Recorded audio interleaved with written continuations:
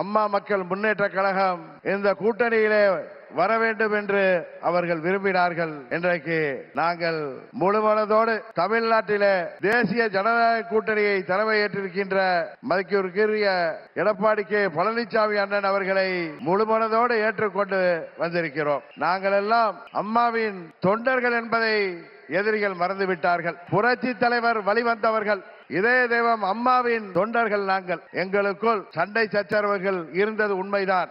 ஆனால் தமிழ்நாட்டின் நலனை கருதியும் அம்மா மக்கள் முன்னேற்ற கழகத்தின் நலனை கருதியும் மாண்புமிகு பிரதமர் அவர்களின் அழைப்பை ஏற்று நாங்கள் எங்கள் மனதிலே இருந்த எல்லா கோபதாபங்களையும் விட்டுவிட்டு 21 நம்மால் முடியாமல் போன அம்மாவின் ஆட்சியை உறுதியாக தமிழகத்திலே ஏற்றிட உருவாக்கிட எந்த ஒரு மனமாச்சரியமும் இன்றி, எந்த ஒரு தயக்கமும் இன்றி, எந்த ஒரு குழப்பமும் இன்றி, சில பேர் சொல்கிற போல எந்த ஒரு அழுத்தமும் இன்றி அம்மா மக்கள் முன்னேற்ற கழகம் இந்த கூட்டணியிலே எங்களை இணைத்துக் கொண்டிருக்கின்றோம். இந்த கூட்டணியின் வெற்றிக்காக அம்மா மக்கள் முன்னேற்ற கழகத்தின் ஒவ்வொரு தொண்டரும் தமிழ்நாடு முழுவதும் அயராது பாடுபடுவான் என்கிற உறுதியை மாண்புமிகு பிரதமர் அவர்களுக்கும் எதிர்க்கட்சி தலைவர் மாண்புமிகு எடப்பாடி பழனிசாமி அவர்களுக்கும் இந்த நேரத்தில் நான் சொல்லிக் கொள்கிறேன்.